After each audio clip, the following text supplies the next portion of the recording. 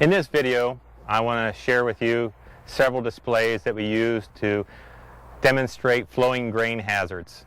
This particular display by Ortman, you can see the flowing grain as it moves down from the top out through the outlet, and we can show what happens to a person entrapped in it. Flowing grain is kind of a hidden hazard.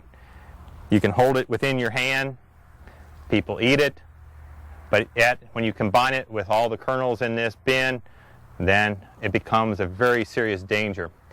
What I want to show in this particular case is the grain, how it moves from the top down through a central channel down to the outlet.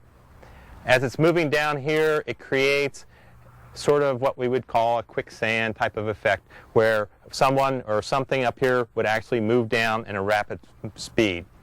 Let's go ahead and unload it, and we'll watch the grain as it's moving down. The sides are not moving, and you can see the rapid pace. Okay, stop. Now, in this particular case, you see the inverted cone, and that's what forms as you unload a bin. If you do this first, then your audience will actually see how the grain moves.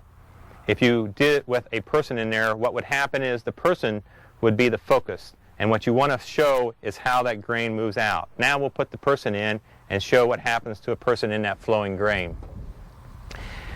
The person that may be in the bin for several reasons. One is that they may be out inspecting, and so they'd be out on that surface. The other is that there may be difficulties in the grain flowing out, and they're going in to check on it. Either case, they should never enter the bin while the grain is flowing. And what happens if they do, they will become quickly entrapped in that grain. We're going to open the gate and allow this person to be submerged for about 5 seconds. That's the time it takes to become helpless. Let's open the gate. Stop. Up to the waist, 325 pounds of force is what it takes to pull that person out at that stage. They are buried, not completely, but they're buried enough to become helpless. And another person can't help them at this stage. If we let the person sink a little deeper, go ahead and open it. Stop. Now the person is below the grain surface. The amount of force it takes to pull this person out is 1,500 to 2,000 pounds. Tremendous amount of force. And no one can pull that out. And if they could, the person under the grain couldn't withstand that amount of force.